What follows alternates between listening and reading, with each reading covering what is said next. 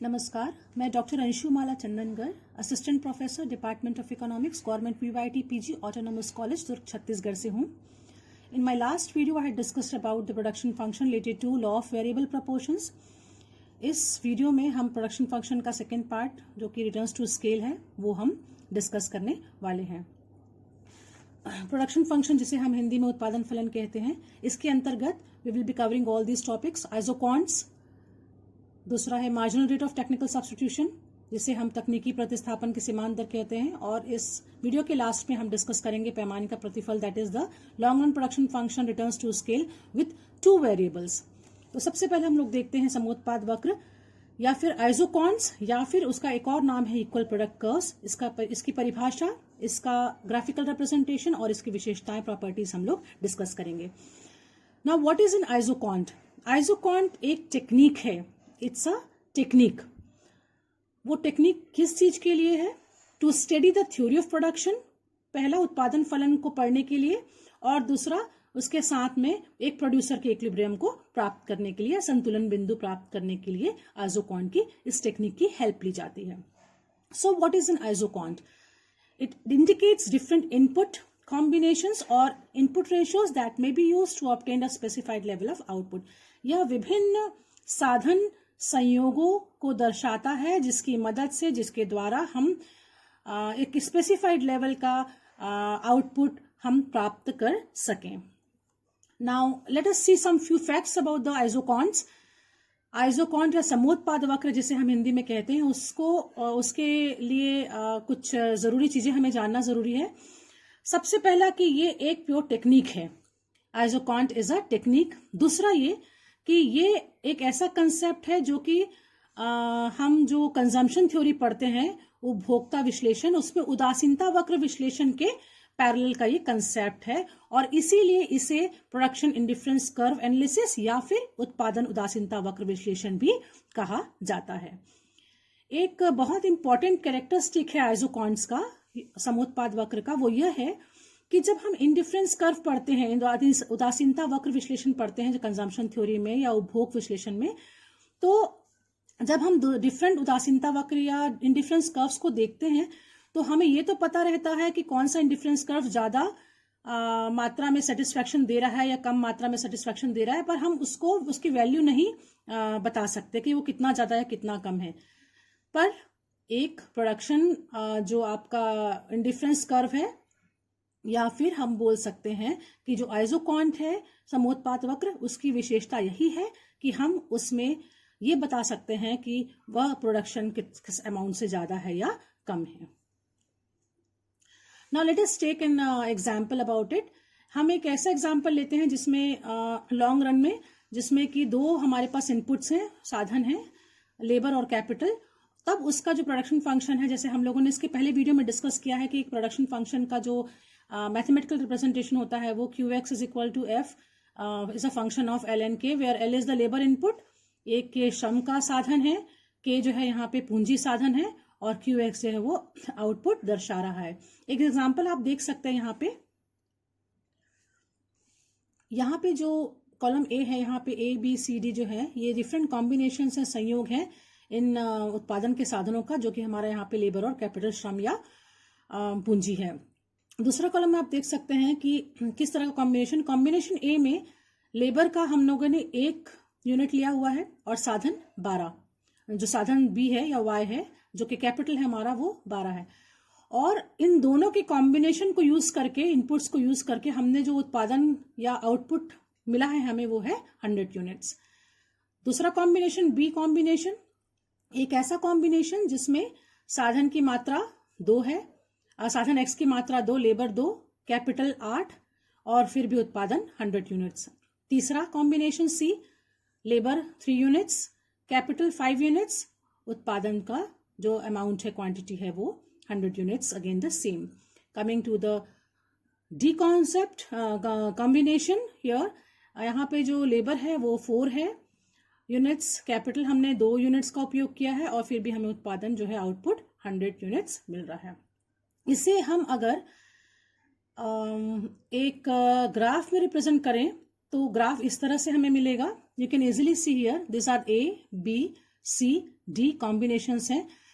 इस a combination, इसको हम ग्राफ प्लॉट कर रहे हैं। On the x axis we have taken labour, on the Y axis we have taken capital, श्रम और पूंजी लिया गया है। जब हम इस ग्राफ को प्लॉट करते हैं तो यह you can see that in the combination A 1 labour and 12 capital. In the B combination 2 of labor and 8 capital. In the C combination 5 labor 3 your पूंजी या कैपिटल, और 4th आप जो डी कॉम्बिनेशन है 4 and 2। लेकिन इस पूरे लाइन में पूरे कर्व में आप देख सकते हैं कि ये क्या शो कर रहा है। कोई भी कॉम्बिनेशन आप उठाएं, आपको जो आउटपुट मिल रहा है वो है 100 यूनिट्स। ये क्या बताता है? ये बताता है कि स्पेसिफाइड लेवल को प्राप्त करने के लिए और आउटपुट को प्राप्त करने के लिए यहाँ पे कितना है हमारा 100। इस 100 यूनिट्स की इकाइयों को, यूनिट्स या इकाइयों को प्राप्त करने के लिए हम चाहे ए कॉम्बिनेशन लें, चाहे बी कॉम्बिनेशन लें, चाहे सी कॉम्बिनेशन लें, चाहे डी कॉम्बिनेशन लें, वो इनपुट्स जो है क्या देंगे, हमें 100 यूनिट्स की आउटपुट लेवल देंगे। Now second one very important concept about this particular graph is that हम अगर यहां से यहां आए, movement along the curve, movement along the curve, तो आप देखेंगे किसी भी पॉइंट में आप कोई सा भी कॉम्बिनेशन ले, the level of output is always constant. और दूसरा यहाँ पे इंपॉर्टेंट फैक्ट है कि यहाँ पे जो इनपुट रेशियो है वो चेंजेस कंटिन्यूअसली, जो साधन का अनुपात है वो बदल रहा है। जो you can easily see the combinations are different over all the points A B C D.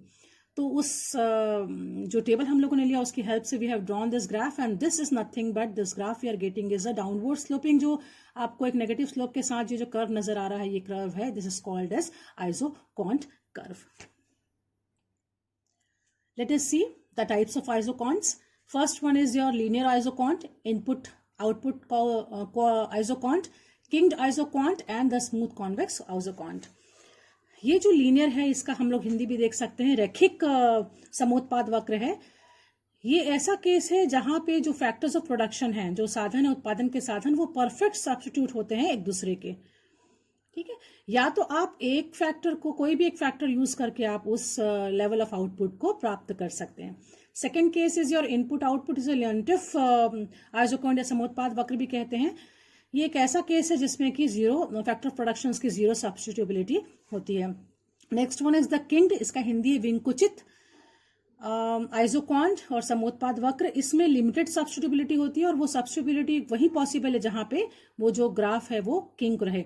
इसका बहुत अच्छा उपयोग होता है लीनियर प्रोग्रामिंग के स्टडीज में, या लीनियर प्रोग्रामिंग जो हम लोग यूज करते हैं on the practical purposes, there it is used. Next and last one is the smooth convex, चिकना उत्तल आइसोकॉन्ट है समोत्पाद वक्र, और यही हम लोग जो है कंटिन्यूअस सब्स्टिट्यूशन हो सकता है, और यही हम लोग पढ़ते हैं अपने समोत्पाद वक्र में। You can easily see this is the figure for the linear perfect सब्स्टिट्यूबिलिटी।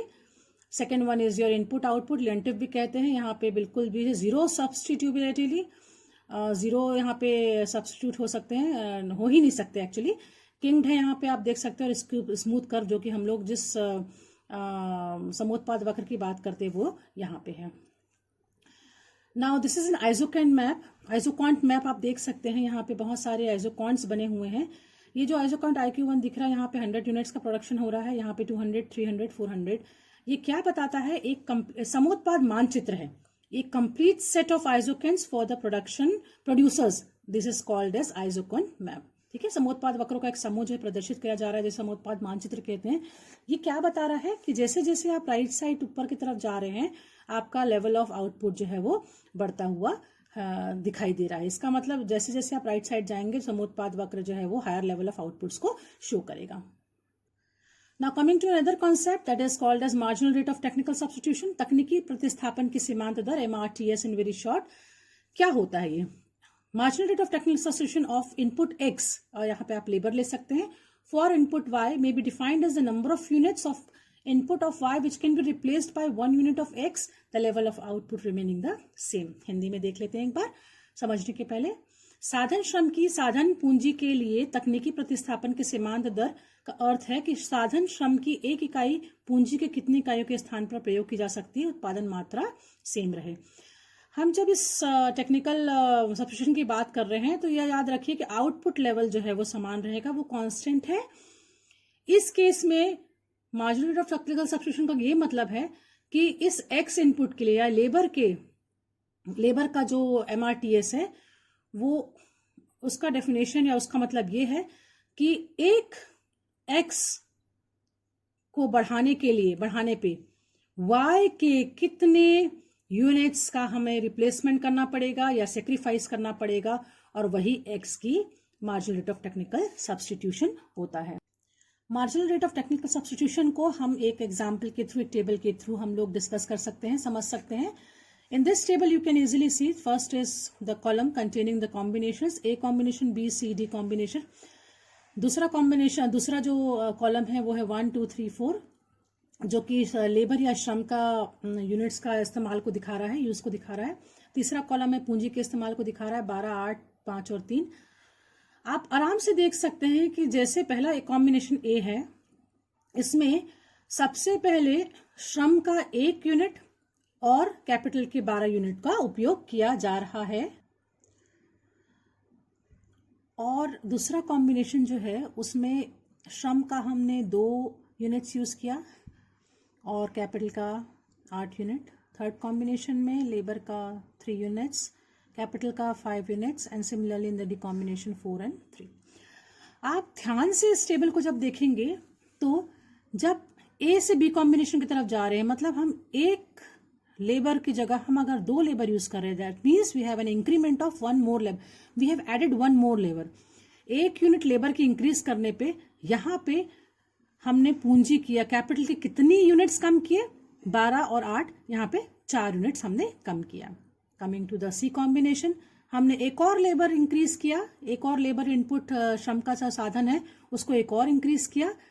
तो मीनवाइल वी कैन सी कि हमने कैपिटल का कितना साधन लिया, 5। इसका मतलब हम लोगों ने कितना कम किया, 8 से 5 यानी 3 साधन का कम, 3 कैपिटल का यूनिट्स का कमी किया हम लोगों ने। Similarly for the combination D we can easily see that यहाँ पे जैसे हम लोगों ने एक और श्रम के यूनिट को बढ़ाया, यहाँ पे हम लोगों ने कितने कैपिटल के यूनिट को लिया, 3। दैट मीन्स वहां पे हम लोगों ने और यूनिट्स कम किए, किसके, कैपिटल के। And this is nothing but the marginal rate of technical substitution of one factor for another. आप देख सकते हैं कि यहाँ सबसे पहले एक लेबर के लिए हम लोगों ने 4x को रिप्लेस किया, 4y को रिप्लेस किया, फिर एक और हम लोगों ने एडिशनल x के लिए हम लोगों ने 3y को रिप्लेस किया, फिर एक और x को ऐड करने पे हम लोगों ने 2y को रिप्लेस किया। And this is nothing but श्रम की पूंजी के लिए marginal rate of technical substitution प्रदर्शित करता है। इसको हम ग्राफिकली देख सकते हैं। आप अभी जो हम लोगों ने टेबल देखा वो यह है। यहाँ पे आप देख सकते हैं कि जो ग्राफ हम लोगों ने बनाया था आइजोकेन का, इस ग्राफ में हम लोगों ने एक्स एक्सिस पर लेबर को लिया है, वाई एक्सिस पर कैपिटल को प्लॉट किया हुआ है। या एज क्वांट आपका नज़र आ रहा है। यहाँ पे यू कैन सी दैट ये जो कैपिटल का जितना अमाउंट हमने कम किया उतना उस, और वो यहाँ पे जो ये शो कर रहा है, ये शो कर रहा है कि कितना लेबर आपने इंक्रीज किया। यहाँ पे हम 1 यूनिट ऑफ लेबर इंक्रीज कर रहे हैं और हम यहाँ पे नंबर ऑफ जो अमाउंट ऑफ कैपिटल वहाँ पे रिप्लेस कर रहे हैं वो ये शो कर रहा है। So this is nothing but slope of isoquant. Slope of isoquant जो है तकनीकी प्रतिस्थापन की सीमांत दर जो है उसको हम एक तरह से लिख सकते हैं, इसका mathematical representation that will be del K upon del L. ये क्या शो करता है, ये शो कर रहा है चेंज शो कर रहा है, परिवर्तन का ये घोतक होता है। और slope of the tangent gives the MRTS या उसका एक जो मैथमेटिकल फॉर्मूला वो देती है। यहाँ पे डेल के और डेल ए क्या प्रेजेंट कर रहा है, डेल के जो है वो change in the capital, and del K जो यहाँ पे जो इक्वेशन 1 नज़र आ रहा है MRTS of L for K is equal to del K by del L, ये हम लोग जो है वो लास्ट यहाँ से हम लोगों ने डिराइव किया था कि कभी भी आप स्लोप का जब MRTS निकालेंगे that is nothing but slope of isoquant. यहाँ पे डेल के और डेल एल अगर आपने लिया है, this is the increase in the unit of factor x or labour, and this is the decrease or the replaced factor y. तो इसका फॉर्मूला हो जाता है MRTS is equal to del K by del L. Now इसको हम आगे बढ़ते हैं, इस पे you can easily see one mathematical formula del K into MPK plus del L into MPL, और यहाँ से हम डिराइव कर रहे हैं del L by del K is equal to MPL by MPK, और इससे इसको यहाँ पे डेल के और डेल एल को हम अगर रिप्लेस करें इक्वेशन 1 में तो we are getting MRTS is equal to MPL by MPK. That is, marginal rate of technical substitution is a ratio of the marginal product of our labor upon the marginal product for capital. अब problem ये है कि यहाँ पे ये है क्या चीज, डेल के इंटू एमपी के क्या रिप्रेजेंट करता है, similarly del L into MP L क्या रिप्रेजेंट करता है. अब देखिए इसमें बहुत इंपॉर्टेंट कंसेप्ट छुपा हुआ है कि हमें वो जो कांस्टेंट है लेवल ऑफ आउटपुट वो कांस्टेंट चाहिए. जैसे हमारे एग्जांपल्स में हम हर जगह 100 यूनिट्स का एक आउटपुट ले रहे हैं. ऐसे केस में जो लॉस हो रहा है फिजिकल आउटपुट में, क्योंकि हम कैपिटल को कम कर रहे हैं और हम लेबर को बढ़ा रहे हैं, लेबर के यूनिट्स में इंक्रीमेंट कर रहे हैं, तो जो फिजिकल आउटपुट कम हो रहा है, लॉस इन फिजिकल आउटपुट हो रहा है कैपिटल के कमी करने पे, वो किसके बराबर होगा? ठीक, वो physical output, gain in physical output from the increase in labour. तो जो फिजिकल आउटपुट हमको मिल रहा है, जो गेन हो रहा है वो किसके बराबर होगा? जो लॉस हो रहा है फिजिकल आउटपुट में कैपिटल की कमी होने पर, वो दोनों इक्वल होंगे. And therefore we have taken this. आप याद रखिए हमेशा कि जो लॉस इन आउटपुट है वो कैसे कैलकुलेट करते हैं. जो उसका मार्जिनल प्रोडक्टिविटी है, मार्जिनल प्रोडक्ट है लेबर का, कैपिटल का, उसका मल्टीप्लाई करेंगे जो इंक्रीज और डिक्रीज है लेबर फैक्टर से. और गेन कैसे कैलकुलेट करेंगे? ये हो जाएगा आपका marginal product of labour multiplied by the increase in the factor that is labour here. ठीक है, तो इस हिसाब से हम लोगों ने डेरिवाइव करके देखा कि जो marginal rate of technical substitution है वो क्या है. एक सिंपल रेशियो है. It's the ratio of the marginal physical products of the two factors, and very important concept when we talk about the competitive examinations. Now coming to the next concept, that is a diminishing marginal rate of technical substitution, तकनीकी प्रतिस्थापन दर की ह्रासमान सीमांत दर. ये बहुत important characteristic है MRTS का.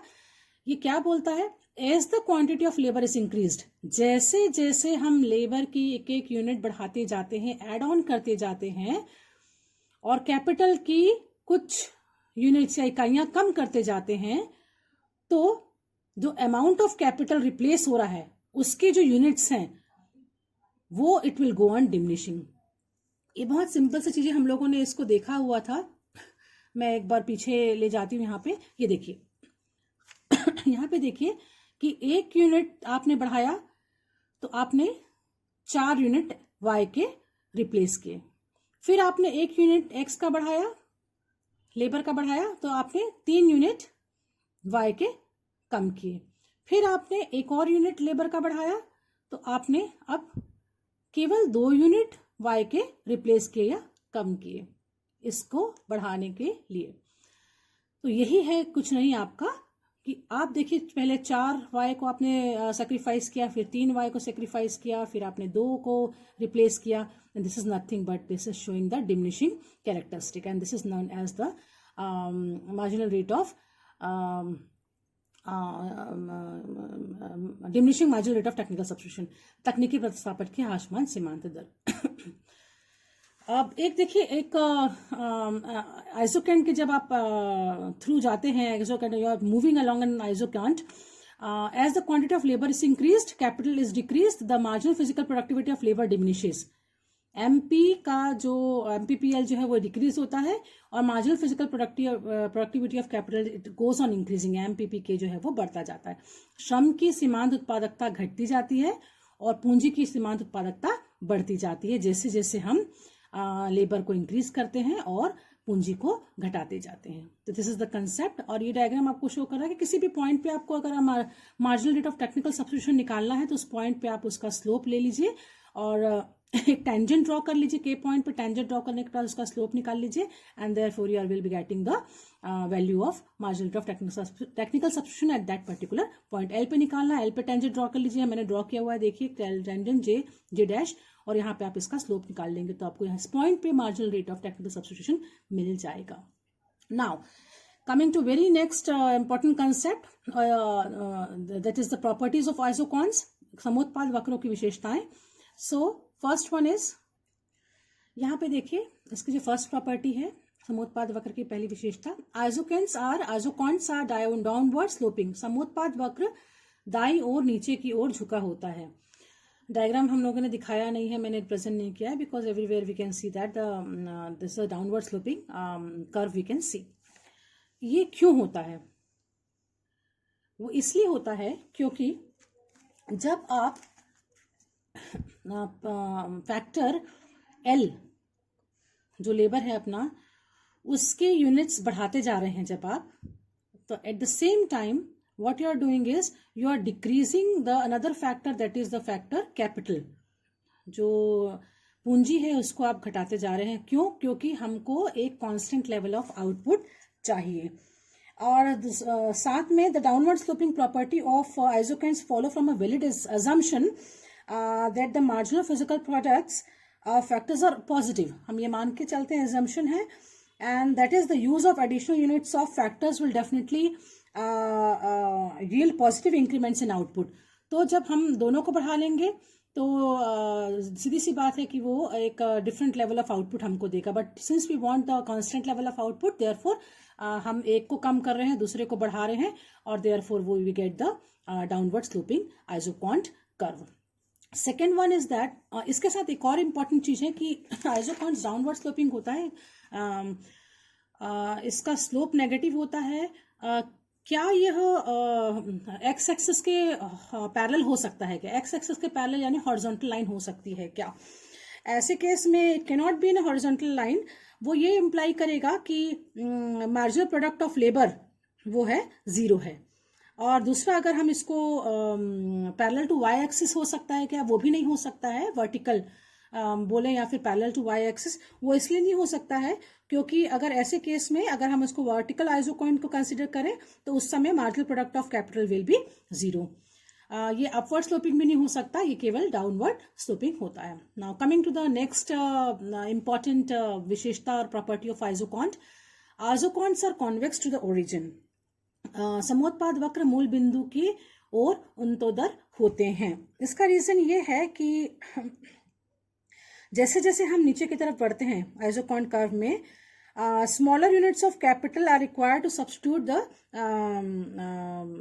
That particular labour, one increment in the labour input. तो उस लेवल ऑफ आउटपुट को कांस्टेंट रखने के लिए हमें बहुत ज़रूरी है कि हम जो है एक एक करके जो लेबर बढ़ाते जा रहे हैं तो कम से कम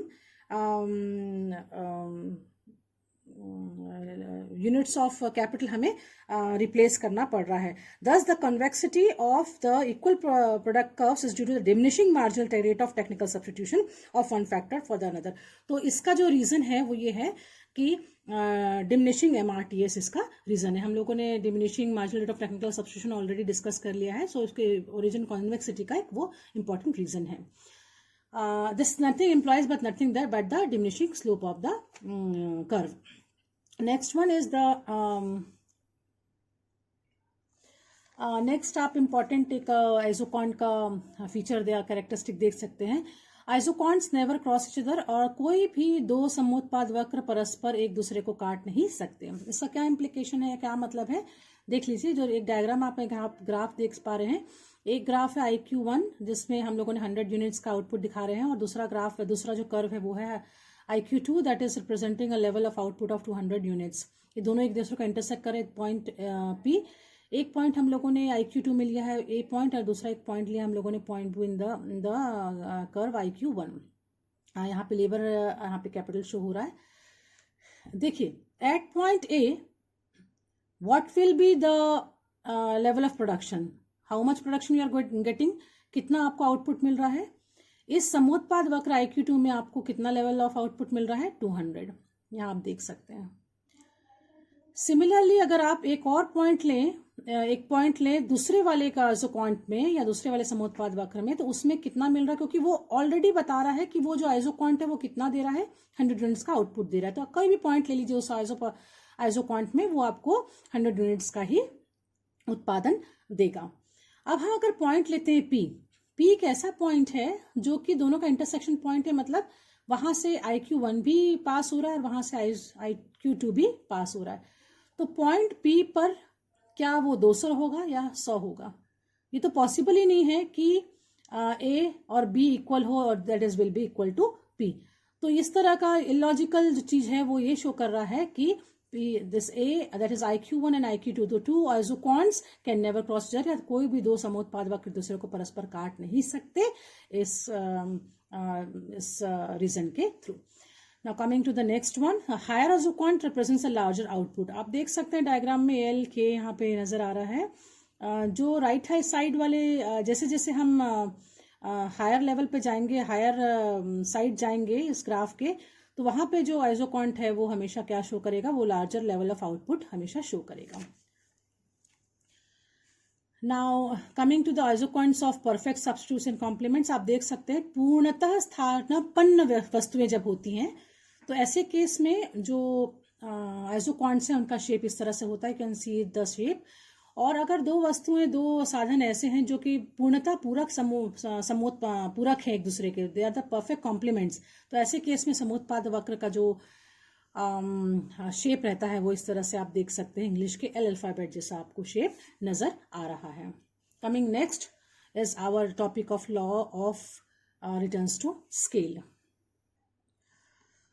सो इफेक्ट्स ऑफ स्केल रिलेशनशिप, ये जो वर्ड आप देख रहे हैं स्केल, मैं थोड़ा सा पीछे जाना चाहूंगी. लॉज ऑफ वेरिएबल प्रोपोर्शंस में हम लोगों ने उस समय जो डिस्कस किया था वो ये था कि return to a variable factor, उसका ये मतलब था कि एक फैक्टर में अगर हम चेंजेस करें बाकी सारे फैक्टर्स को कांस्टेंट रख के, तो जो आउटपुट रहेगा या लेवल ऑफ आउटपुट है उस पर क्या चेंजेस आते हैं, दैट विल बी क्या रिटर्न देता है वो change in that factor will give how much और what kind of return to the level of output.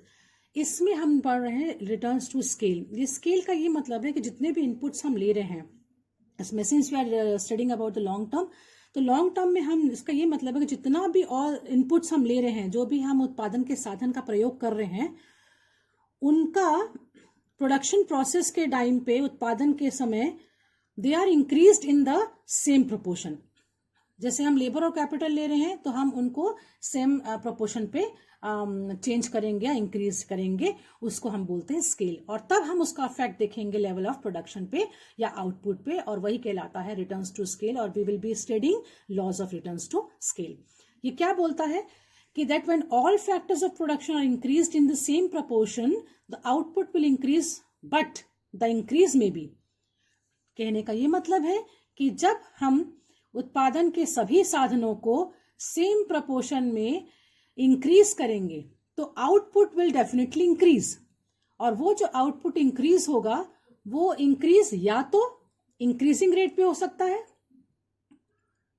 या फिर डिक्रीजिंग रेट पे हो सकता है, या फिर वो कांस्टेंट रेट पे हो सकता है. तो वो जो आउटपुट पे इंक्रीज अगर इंक्रीजिंग रेट पे है तो उसको हम बोलते हैं increasing returns to scale, that is वर्धमान प्रतिफल. अगर वो कांस्टेंट रेट पे हो रहा है तो हम उसको बोलेंगे constant returns to scale, that is स्थिर प्रतिफल. और अगर वो increase in the level of output is in the decreasing rate, उसको हम बोलते हैं हार्षमान प्रतिफल का law. So in returns to scale there will be three stages: increasing returns to scale, constant returns to scale और decreasing returns to scale. वर्धमान प्रतिफल, स्थिर प्रतिफल या फिर हार्षमान प्रतिफल. यहाँ पे हम इस रिलेशनशिप को इंक्रीजिंग, डिक्रीजिंग और कांस्टेंट जो रेट है रिटर्न्स टू स्केल है, इसको मैथमेटिकल फॉर्म में भी हम एक्सप्लेन कर सकते हैं, शो कर सकते हैं. We have one function coefficient. ये क्या होता है? The ratio of the proportionate change in the output to the proportionate change in the all inputs is called function coefficient. You can see the symbol representing the function coefficient. इसका ये मतलब है कि किसी भी आउटपुट के proportionate change को का रेशियो, किसी जो वहाँ के इनपुट्स है उनका proportionate change के रेशियो लेंगे तो that will be giving us the functional change, function coefficient. और ये इसका सूत्र आप देख सकते हैं, formula. Function coefficient is equal to del Q upon Q divided by del Z by Z.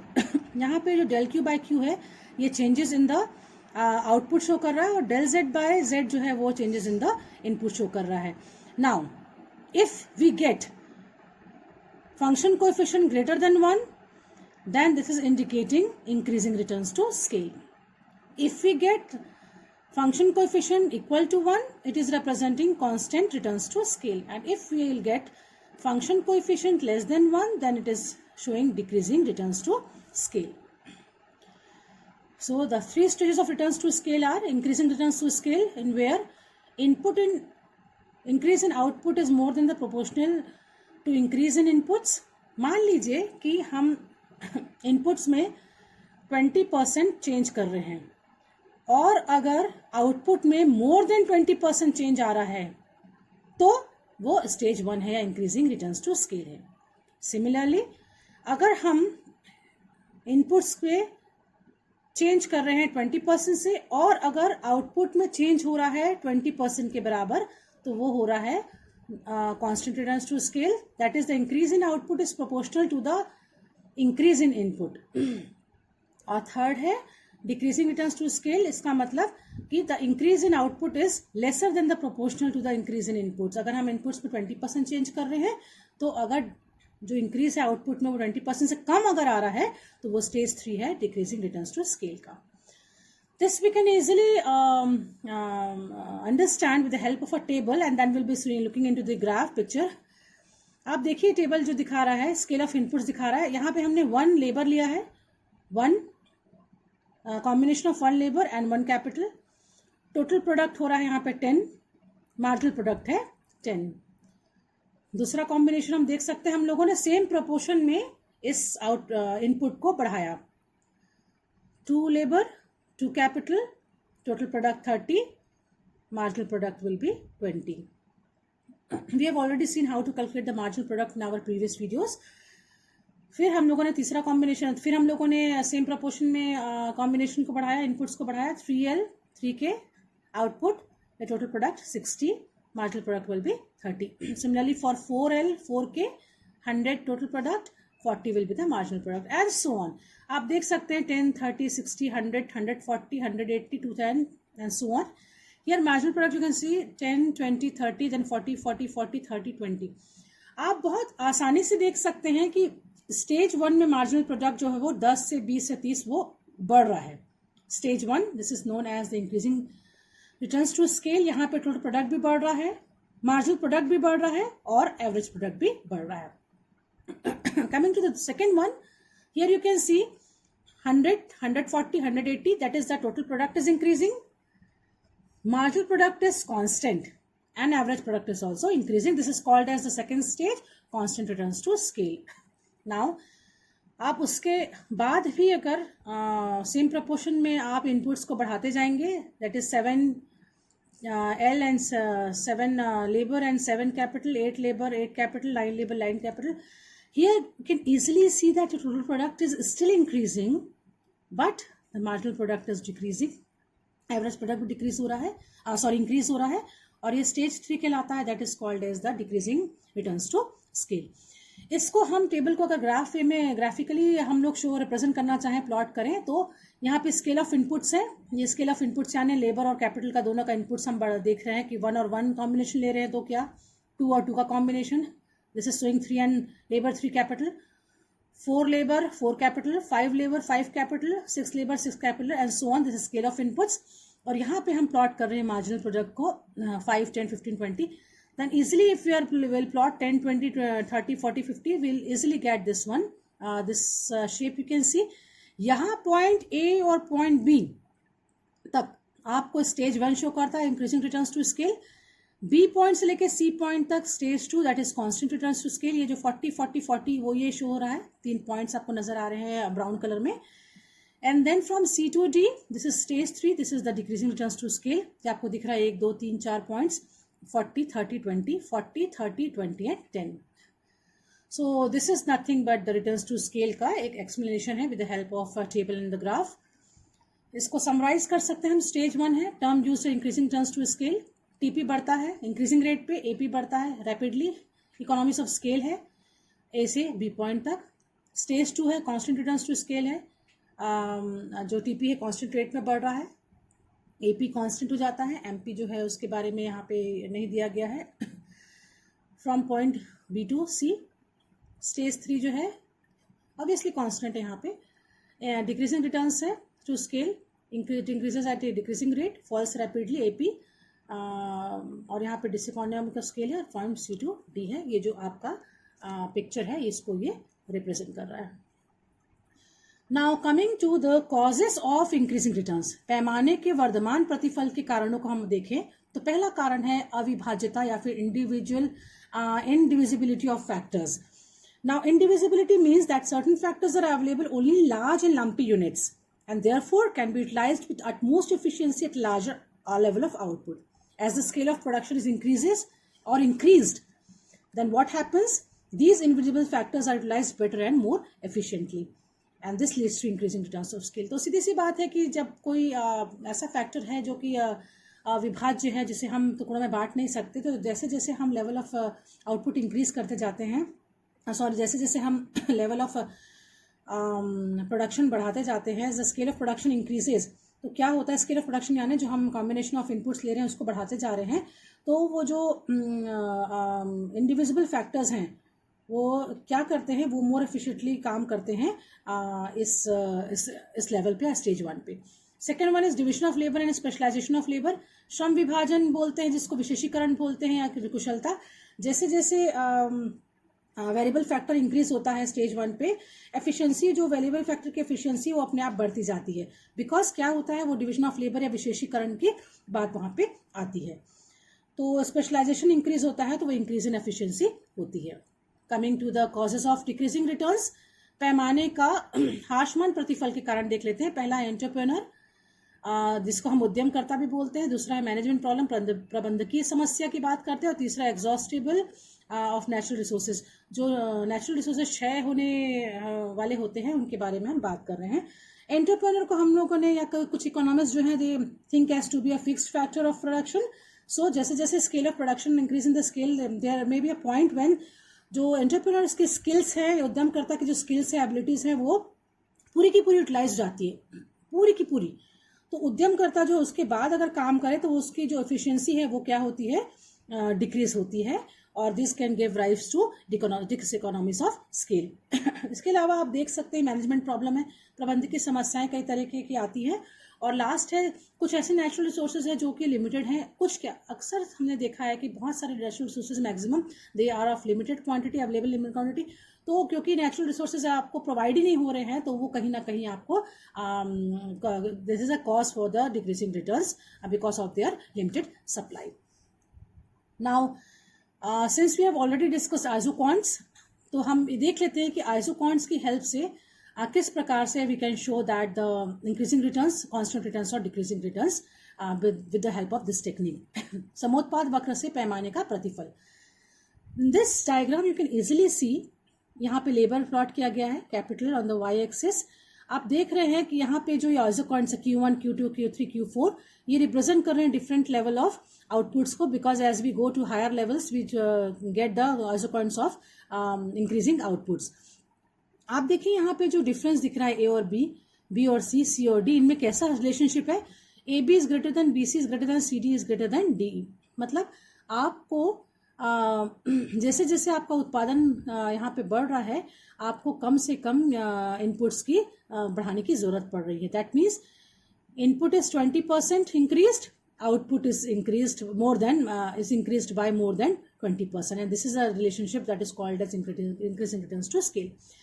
Second वाली फिगर में आप देख सकते हैं बहुत आसानी से कि यहाँ पे ये जो ए बी है, बी सी है, सी डी है, डी ई है, इनके बीच का रिलेशन कैसा है, A B is equal to B C is equal to C D is equal to D ई।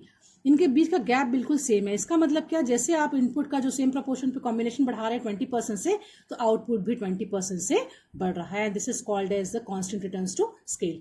तीसरा आप देख सकते हैं जो आइसोकॉन्ट्स यहाँ पे बने हुए Q1, Q2, Q4, इनके बीच जो डिफरेंसेस है A B, B C, C D D, इनका रिलेशन कैसा है, A B is less than B C is less than C D is less than D E.